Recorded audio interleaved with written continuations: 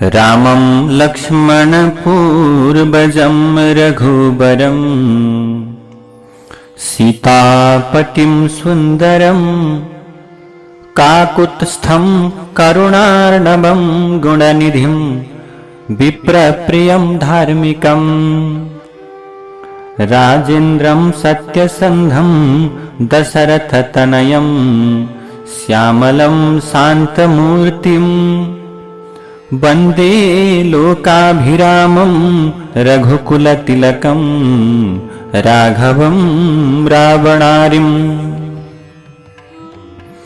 यसरी सुमन्त्रले अब कौशल्यालाई चिन्ता नगर्नका निम्ति अनुरोध गरे तापनि कौशल्याले विलाप गर्न थाल्नुभयो।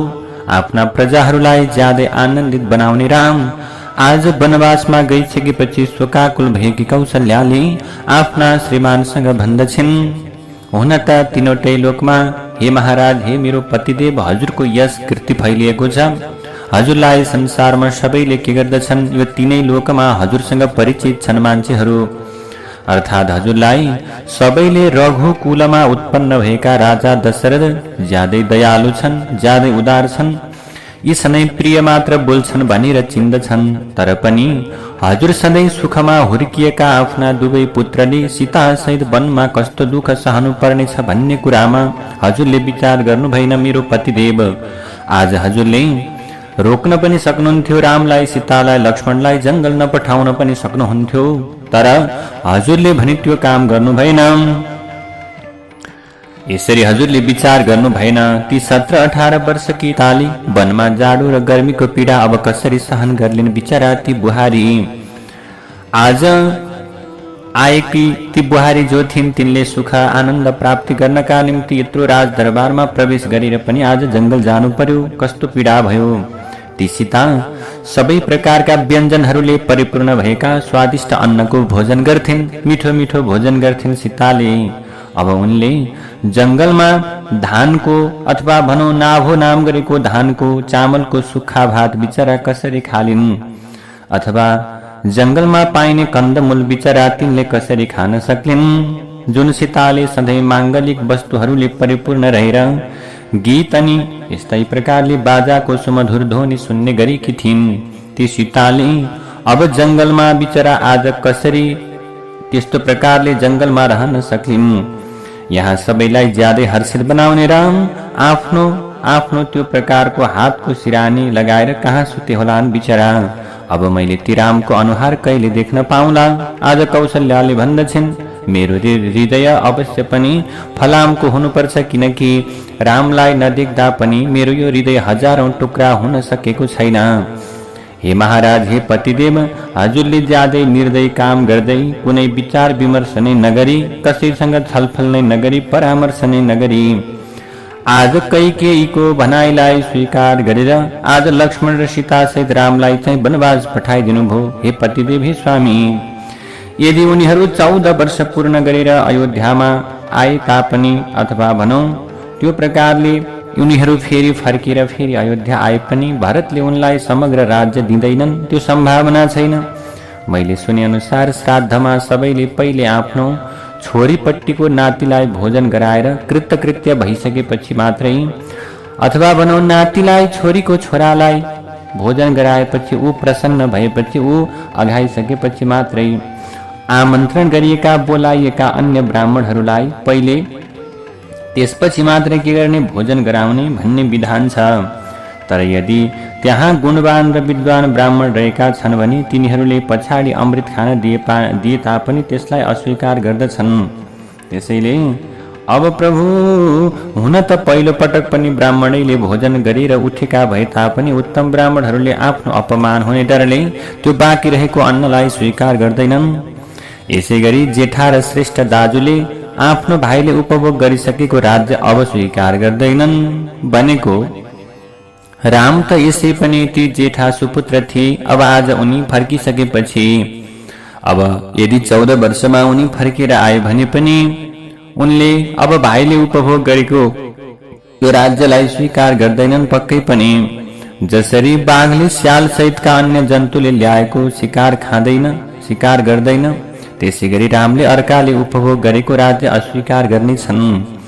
जसरी हे महाराज एउटा यज्ञमा उपभोग गरिएका हविष्य घिउ सोमरस कुश र खैरको मौलो उपभोग गर्न अयोग्य हुने भएकाले विद्वानहरूले अर्को यज्ञमा ती फेरि सामग्रीलाई प्रयोग गर्दैनन्। त्यस्तै गरी सारविहीन र उपभोग गरेर बाँकी रहेको यज्ञको सोमरस जस्तै गरी यो अरूले उपभोग गरेको राज्य रामले स्वीकार गर्दैनन्। जसरी बलवान सिंहले आफ्नो पुछार कसैले समाएको सहन सक्दैन, त्यसै गरी रामले पनि यस प्रकारको अपमान सहन गर्न सक्दैनन्। मेरा छोरा हुन् राम। यदि तीनवटै लोक एकजुट भएर युद्ध भूमिमा आए पनि तिनीहरूले रामको मनमा भय उत्पन्न गराउन सक्दैनन्। तीनै लोकका सबै व्यक्तिहरू युद्धमा रामसँग लड्न आए भने पनि राम डराउँदैनन्, रामको मनमा भय उत्पन्न हुँदैन। तर पनि उनले यसरी राज्य लिन अधर्म सम्झिएर यो राज्य आफ्नो अधिकारमा लिएनन्। तर उनले झगडै गरेर पनि युद्ध गरेर पनि राज्य लिन सक्दथे। तर उनले झगडा गर्नु हुँदैन भनेर यो अधिकार राज्यमा लिएनन्। हजुरले बनाएको काम अथवा हजुरले गर भनेको काम सरासर गरे आज जंगलतर्फ प्रस्थान गरे। जसले समग्र जगतलाई धर्ममय मार्गमा लगाउँछन् उनले अधर्म गर्न सम्भव हुँदैन। ती रामले आफ्ना अग्निले विभूषित भएका बाण प्रहार गरेर समुद्रलाई पनि भस्म गरिदिन सक्दछन्। आज हे मेरो स्वामी, हजुरले अब आफ्नो ज्यादै धार्मिक पुत्रलाई वनवासमा पठाइदिएकाले हजुरको दृष्टिमा उत्तम ब्राह्मणहरूले आचरणमा ल्याएको धर्म सत्य वा असत्य के हो त फेरि? स्त्रीका लागि पहिलो सहारा भनेको आफ्नो पति हो, दोस्रो सहारा भनेको छोरा अथवा सन्तान छोरी हुन्, तेस्रो सहारा उसका पिता र भाइ सहितका बन्धु बान्धव हुन्। उनका लागि यसबाहेक अरू कुनै पनि सहारा हुँदैनन्। यी सहारा मध्ये हजुर त मेरो हुँदै हुनुहुन्न, किनकि आज हजुरले मेरो सौताको बसमा परेर मेरो प्राणभन्दा प्यारो छोरालाई जंगल पठाइदिनु भयो। दोस्रो सहारा राम थिए, उनलाई वनवासमा पठाइदिनु भयो। बन्धु बान्धव पनि टाढा भएकाले मेरो तेस्रो सहारा पनि भएन। अब चाहिँ हे पतिदेव, हे स्वामी, हे महाराज, अब हजुरको सेवा गर्न छाडेर वनमा जान नचाहने भएकी हुनाले हजुरद्वारा आज पीडित भएँ। हजुरले रामलाई वनवासमा पठाएर यो राज्य सहित अगल बगलका राज्यको पनि विनाश गरिदिनु भयो, मन्त्री सहित सबैको वध गरिदिनु भयो। हजुरबाट पुत्र सहित मेरो पनि वध भयो भने यो नगरका बासिन्दा पनि नष्ट जस्तै हुनेछन्, नष्ट जस्तै भए। यस समयमा हजुरका छोरा भरत र कैकेयी मात्र प्रसन्न भएका छन्। कौशल्याका यस्ता प्रकारका कुरालाई सुनेर राजा दशरथ ज्यादै दुखी भएकाले उनले हाराम हाराम भन्दै मूर्छित भएर भुइँमा लडे। त्यही समयमा उनले जसका कारणले आफूलाई यो दुःख प्राप्त भएको हो त्यो आफ्नो ज्यादै पुरानो दुष्कर्मलाई फेरि पुनः सम्झे। ती शोकका कारणले ज्यादै रिसाएकी कौशल्याले राजा दशरथलाई अब यस प्रकारले अत्यन्त कठोर वचन सुनाएकी हुनाले अब आज दशरथ ज्यादै दुखी हुँदै गहिरो चिन्तामा डुब्दछन्। यसरी चिन्तित भएकाले राजाका सबै इन्द्रियहरू मोहले ढाकिए। त्यसपछि धेरै लामो समयपछि राजा दशरथ होसमा फर्के। यसरी होसमा आएका राजा दशरथले तातो तातो लामो सास फेरे अनि उनले आफ्नो नजिकमा बसेकी कैकेयीलाई देखेर फेरि चिन्तामा परे।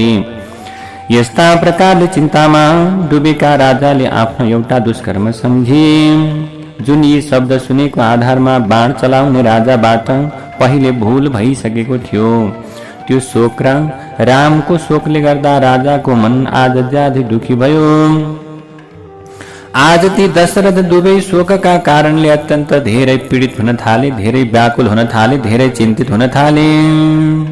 यसरी ती दुवै शोकले भस्म भइरहेका राजा दशरथले शिर निहुराएर थरथर काम्दै अब कौशल्यालाई प्रसन्न बनाउने अभिप्रायले आज दशरथले हात जोड्दै भन्दछन्, हे मेरी पत्नी, हे कौशल्या, म तिमीसँग बिन्ती गर्दछु, तिमी प्रसन्न भइदेऊ। म आफ्ना दुवै हात जोडेर तिमीसँग अनुरोध गर्दछु। तिमीले सबै प्रति दया देखाउने भएकी हुनाले म प्रति यति कठोर हुन ठिक हुँदैन, उचित हुँदैन। हेर पत्नी, किनकि धार्मिक स्वभाव भएकी स्त्रीहरूका लागि गुणवान अथवा गुणविहीन जस्तो भए तापनि आफ्नो पतिलाई प्रत्यक्ष सेवा गर्ने स्वभाव हुन्छ। आज तिमी सधैँ धर्ममा लागिरहने भएकीले तिमीलाई लोकको राम्रो र नराम्रो पक्षको उचित प्रकारको ज्ञान छ। हुन त तिमी पनि दुखी भएकी छौ र म पनि ज्यादै ठुलो दुःखमा परेको छु। यसकारण तिमीले मसँग यस प्रकारका अत्यन्त कठोर कुरा गर्न उचित हुँदैन। राजा दशरथका यस्ता प्रकारका कुरा सुनेपछि कौशल्या आफ्ना आँखाबाट आँसुका धारा बगाउन थालिन्। उनले धर्मको डरले रुँदै रुँदै राजाका हातमा आफ्नो शिर अडाएर अथवा राजाको हातमा आफ्नो शिरलाई अड्याएर राखेर भन्दछिन्, म हजुरको अगाडि भुइँमा बसेकी छु स्वामी। हजुरका चरणमा आफ्नो शिर राखेर प्रार्थना गर्छु। हजुर मबाट प्रसन्न भइदिनुहोस् मेरो स्वामी। हजुरले यसरी मसँग क्षमा माग्दा म त मरि जस्तै भएँ। यदि मबाट कुनै गल्ती भएको भएमा पनि म हजुरबाट क्षमा पाउन योग्य छु। पति आफ्नी पत्नीका लागि यो लोक र परलोक दुवैका लागि अथवा दुवै ठाउँमा ज्यादै प्रिय हुन्छन्। यो जगत जुन स्त्रीलाई आफ्नो पतिले प्रसन्न गराउनका लागि उसको प्रार्थना गर्दछन्, यस्तो प्रकारले त्यस्तै प्रकारले स्त्रीले पुरुषलाई र पुरुषले स्त्रीलाई एकअर्काको सहयोग भावबाट के हुन्छ संसार चल्न थाल्दछ। यसैले मलाई चाहिँ अब आफ्नो स्त्री धर्म र तिमी सत्य अथवा यो प्रकारले सत्यवादी हजुर पनि सत्यवादी भएको कुरा यथार्थ रूपमा ज्ञान छ पतिदेव। यस समयमा मैले जे जति भन्ने नहुने कुरा भने त्यो पुत्रको शोकका कारणले मेरो मुखबाट अनायास रूपमा निस्किएको हो। किनकि शोकले धैर्यताको विनाश गरिदिन्छ भने शोकले शास्त्रको ज्ञान पनि यथार्थ रूपमा छोपिदिएको हुन्छ। तथा शोकले सबै कुरा पूर्ण रूपमा नष्ट गरिदिने भएकाले मनुष्यका लागि शोक र रिस यो दुवै कुराहरू सबैभन्दा ठूला शत्रुका रूपमा मानिएको छ। यो संसारमा शत्रुले आफूमाथि गरेको प्रहार सहन सकिन्छ बरु, तर भाग्यका कारणले प्राप्त भएको थोरै शोक पनि सहन सकिँदैन। आज राम वनवासमा गएको आज 5औं रात बित्यो। म यसको गणना गरिरहेकी छु। यो शोकले मेरो हर्ष यथार्थ रूपमा नष्ट गरिदिएको छ। यसकारण यी 5 रात मैले 5 वर्ष भएको अनुभूति गरिरहेकी छु। रामको चिन्तन गरेकाले मेरो हृदय ज्यादै शोकाकुल भइरहेको छ। आज कौशल्या आफ्नी आमा रामको चिन्ताले अत्यन्त दुखी भएकी कौशल्याले यस्ता प्रकारका कुरा गरिरहँदा सूर्यका किरणहरू पनि मलिन भएर साँझ पर्न थाल्यो। ती कौशल्याका यी कुराले राजा ज्यादै प्रसन्न भए भने ती रामको शोकले पनि पीडित भए। यो हर्ष र शोकको अवस्थामा आज राजालाई के भयो, निन्द्रा लाग्यो। यसरी प्रभु यसरी अब दिनहरू बित्दैछन्, समय बितिरहेको छ। यसरी हर्ष र शोकका कारणले अब आज राजा दशरथ निदाउनु भयो, निद्रा लाग्यो।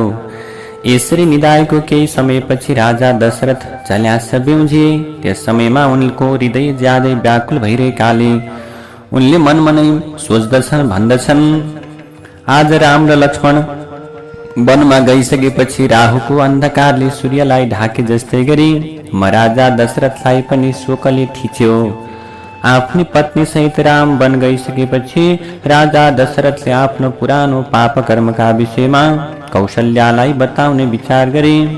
त्यसै समयमा राम वनमा गएको 6औं रात्रि बितिरहेको थियो अथवा 6औं रात्रि चलिरहेको समयमा त्यो रात्रिको आधा समय भइसकेपछि राजा दशरथले आफूले पहिले गरेको दुष्कर्म अर्थात् पाप सम्झिए। पुत्रको शोकले अथवा पुत्रको वियोगले ज्यादै पीडित भएका राजाले आफ्नो त्यो दुष्कर्म सम्झँदै पुत्रको शोकले व्याकुल भएकी कौशल्यासँग भन्दछन्, मनुष्यले शुभ र अशुभ जस्तो कर्म गर्छ उसले त्यही कर्मको फलस्वरूप दुःख र सुखलाई प्राप्त गर्छ। हेर कौशल्या, जुन मनुष्यले कर्मलाई आरम्भ गर्दाका अवस्थामा त्यसको फल राम्रो र नराम्रो पक्षमा विचार गर्दैन त्यो मनुष्यलाई मूर्ख भनेर भनिन्छ। यदि कुनै मनुष्यले पलासको फूल देखेर यसको फल धेरै स्वादिलो हुन्छ भन्ने अनुमान गर्दै त्यो फल प्राप्त गर्ने अभिप्रायले आँपको बगैँचा काटेर पलासको बिरुवा रोपेर त्यसलाई हुर्काउँछ, त्यसले फल लागेपछि अनि के हुन्छ, त्यसमा फल लागिसकेपछि पश्चाताप गर्दछ। त्यस्तै गरी जो आफूले गर्न लागेको कर्मको फलका विषयमा केही विचार नगरी कर्ममा मात्र लागिरहन्छ त्यसले प्राप्त गर्ने फल त्यो समयमा पलासको बिरुवा रोप्नेले जस्तै गरेर पश्चाताप गर्नुपर्छ। मैले पनि आँपको बगैँचा मासेर पलासको बिरुवालाई मलजल गरेको रहेछु तथा यसको फल प्राप्त गर्ने समयमा अहिले रामलाई गुमाएर म पश्चाताप गरिरहेको छु। हेर कौशल्या, जुन समयमा म राजकुमार मात्र थिएँ त्यस समयमा धनुर्धरका रूपमा म ज्यादै प्रख्यात भएको थिएँ। मलाई सबैले राजकुमार दशरथ शब्दका आधारमा बाण चलाउन ज्यादै सिपालु छन् भनेर भन्दथे। यही प्रसिद्धिका बसमा परेर मैले एउटा पापकर्म गरेको थिएँ कौशल्या, जसका विषयमा आज म तिमीलाई बताउन लागिरहेको छु। त्यो आफूले गरेको कुकर्मको फल अहिले मलाई त्यो ज्यादै ठूलो दुःखका रूपमा प्राप्त भइरहेको छ। जसरी कुनै बालकले अज्ञानतावश विष पियो भने पनि त्यो विषले बालकलाई मार्छ, त्यसै गरी मोह अथवा अज्ञानतावश अथवा अज्ञानताले गरेको दुष्कर्मको फल पनि अहिले मैले भोग्नु परेको छ। जसरी कुनै अज्ञानी मनुष्यले पलासको फूलमा मोहित भएर त्यसको तीतो फलका विषयमा विचार गर्दैन, त्यसै गरी म पनि शब्दवेदी अथवा शब्दवेदी त्यो प्रकारको बाण विद्याको प्रशंसा सुनेर अथवा भनौं त्यो प्रकारले ज्यादै आसक्त भइरहेको थिएँ। त्यसद्वारा यस प्रकारको ज्यादै ठूलो पापकर्म होला भन्ने विषयमा मैले विचार गरेको थिइनँ। जुन समयमा मेरो तिमीसँग विवाह भएको थिएन र म राजकुमार मात्रै थिएँ कौशल्या, त्यस समयको कुरा हो। त्यो बेलामा मेरो काम भाव बढाउने वर्षा ऋतु लागेको थियो। सूर्य पृथ्वीमा भएका रसहरू सुकाएर समग्र जगतलाई आफ्ना किरणहरूले ज्यादै पीडित बनाउँदै बनाउँदै दक्षिण दिशातिर जान्थे। आकाशमा सबैतिर जलसहितको बादल देखिन थालेको हुनाले गर्मी तत्कालै शान्त भएकाले त्यस समयमा भ्यागुदा कोइली र मयूरहरू ज्यादै हर्षित भएका थिए। साँझको समय पक्षीहरूका प्वाख बाहिरबाट भिजेका हुनाले तिनीहरूले नुहाएका थिए तथा ज्यादै मुस्किलले हावाले हल्लाएका रुखका हाँगासम्म पुग्दथे। अब आकाशबाट बर्सिएको र पटक पटक वर्षा भइरहेको जलले ढाकिएका मदले ज्यादै उन्मत्त भएका हात्तीहरू तरङ्ग रहित शान्त समुद्र र भिजेका पर्वत जस्तै सुन्दर देखिन्थे। यसै गरेर पर्वतबाट झरेका झरना ज्यादै निर्मल भए तापनि पर्वतमा भएका धातुहरूका कारणले सेता राता र खरानी सम्पन्न भएर सर्प जस्तै बाङ्गो टिङ्गो गतिमा बगिरहेका थिए। त्यो वर्षा ऋतु ज्यादै आनन्ददायक अथवा भनौं सुन्दर प्रकारको आनन्ददायक समयमा म धनुष बाण लिएर मैले हातमा धनुष बाण धारण गरेर धनुष बाण बोकेर रथमा सवार भएर सरयुको किनारमा शिकार खेल्न गएँ। मेरा इन्द्रियहरू आफ्नो बसमा थिएनन्। त्यस समयमा मैले पानी पिउने घाटमा आउने जंगली भैंसी, मदले ज्यादै उन्मत्त भएका हात्ती, सिंह अनि बाघ सहित अन्य कुनै हिंसक जन्तुहरू मार्ने निश्चय गरेको थिएँ। त्यसै समयमा त्यहाँ ज्यादै अन्धकार फैलिएको थियो। मैले अनायास रूपमा पानीमा घडा डुबाएको आवाज सुने। घटघट आवाज सुनियो। मेरो दृष्टि त्यहाँसम्म पुग्न सम्भव थिएन। मलाई त त्यो आवाज मलाई हात्तीले पानी पिउँदा निस्कने शब्द जस्तै लाग्यो। ओहो, आज हात्तीले पानी पिउँदा यस्तो पानीको आवाज सुनिरहेको छ भन्ने लाग्यो। त्यसपछि मैले हात्तीले अथवा सुनले पानी तानिरहेको सम्झेर त्यसलाई आफ्नो बाणको निशाना बनाउने निश्चय गर्दै ठोक्रोबाट एउटा बाणलाई निकालेर त्यो शब्दलाई लक्षित गरेर प्रहार गरेँ। त्यो मैले बाण प्रहार गरेको बाण ज्यादै विषालु सर्प जस्तै अत्यन्त डरलाग्दो भयले युक्त थियो। त्यो उषा कालको समय थियो। त्यो समयमा मैले प्रहार गरेको धेरै तीखो बाण त्यहाँ गएर पानीमा खस्ने बित्तिकै मैले स्पष्ट रूपमा वनवासी रोएको आवाज सुने। मेरो बाणले उनको मर्मस्थानलाई पीडित बनाइरहेको थियो। आज हात्ती भनेर बाण प्रहार गरेको ती त पुरुष रहेछन्। ती पुरुष भुइँमा लडेपछि त्यहाँबाट आएको मनुष्यको वचन सुने, जसमा भनिएको थियो, अहो अहो अहो, म जस्तो तपस्वी माथि, म जस्तो योगी माथि आज कसले बाण प्रहार गर्यो होला? म त नदीको यो एकान्त घाटमा पानी लिन पो आएको थिएँ। कसले मेरो वध गर्ने प्रयास गरेको हो? मैले कसको के नै बिगारेको थिएँ र? किनकि म त सबै जीवलाई पीडा दिने वृत्तिलाई परित्याग गरेर ऋषि बनेको छु, महर्षि बनेको छु। आज वनमा बसेर जंगलमा पाइने फल र कन्दमूल खाएर आफ्नो जीवन निर्वाह गरिरहेको छु। म जस्तो अपराधविहीन मनुष्यको वध गर्नको कारण के होला? म रुखका बोक्राको लुगा र मृगको छाला लगाउने तथा जटा पालेको तपस्वी हुँ। आज मलाई मारेर मेरो वध गरेर कसलाई के नै लाभ हुन्छ र? मेरो हत्या गर्दा कसैलाई पनि केही फाइदा नहुने भएकाले मेरो वध गर्नुको कुनै औचित्य देख्दिन। यो हत्यारालाई संसारमा सबैले गुरुकी पत्नीसँग सहवास गर्ने जस्तै कुपात्र सम्झ्यून्। मलाई आफ्नो वधको कुनै चिन्ता नभए तापनि मेरो मृत्यु भएपछि मेरा माता र पितालाई प्राप्त हुने कष्टले मलाई पटक पटक शोकाकुल बनाइरहेको छ। म एक्लै भएको भए त कसैले मलाई मारे पनि, बिना कारण मारे पनि, मेरो हत्या गरे पनि मलाई केही थिएन, किनकि मेरो एक्लो शरीर थियो भने। तर मैले मेरो मृत्युपछि मेरा र माता पिता कसरी रहनुहोला, मेरा माता पितालाई अब आज कस्तो पीडा होला, त्यही प्रकारको कुरा सम्झेर जन्म व्याकुल भइरहेको छु। त्यसैले प्रभु आज त्यही कुराले मलाई शोकाकुल बनाइरहेको छ। मैले यी वृद्ध माता पिताको धेरै लामो समयदेखि सेवा गरिरहेको छु। अब मेरो मृत्यु भयो भने, आज म मरे भने, अब मेरो मृत्यु भइसकेपछि ती माता र पिताले कसरी जीवन निर्वाह गर्नुहोला? आज यसरी मेरा माता र पिता बिचरा कसरी रहनुहोला? अब त्यो बाण प्रहार करता एउटै बाणले मलाई र मेरा माता पितालाई मृत्युको मुखमा पुर्याइदियो। आज त्यो बाण जसले हानिरहेको छ, आज त्यो बाणले प्रहार गरेको व्यक्तिले मलाई मात्रै नभएर आज मेरा माता र पितालाई पनि मार्यो, मृत्युको मुखमा पुर्याइदियो जस्तो लागिरहेको छ। कुन अविवेकी र इन्द्रियहरूको बसमा परेको पुरुषले हामी सबैको एकै पटक वध गरेको होला? यस प्रकारका ज्यादै करुणामय वचन सुनेर म अत्यन्त व्याकुल भई अत्यन्त आत्तिएँ। त्यस समयमा म धर्ममा अडिग रहने व्यक्तिबाट धेरै ठूलो अधर्म भएकाले मेरो हातमा भएको धनुष बाण भुइँमा खस्यो। दशरथले आफ्नो कुकर्मका विषयमा कौशल्यालाई बताउँदैछन्। त्यो रातको समयमा ऋषिका ती ज्यादै करुणामय वचन सुनेर म धेरै शोकाकुल भएकाले मेरो चेतना हराए जस्तै भयो, मेरो हृदय छिया छिया भयो। मैले सरयुको किनारको त्यो ठाउँमा एउटा तपस्वी घायल भएर लडिरहेको देखेँ। उनका जटा फिंजिरहेका थिए, जटाहरू फिंजारिएका थिए भने घडामा भएको पानी बिचरा पोखिएको थियो। उनको समग्र शरीर धुलाम्य र रगताम्य भएको थियो। उनी बाणले छेडिएका भए पनि अथवा त्यो प्रकारले बाणले छेडिएका थियो भने उनको त्यो अवस्था देखेर मेरो चित्तले ठाउँ छाडेको थियो। उनले मलाई आफ्नो तेजले भस्म गराउला जस्तै गरेर हेरिरहेका थिए।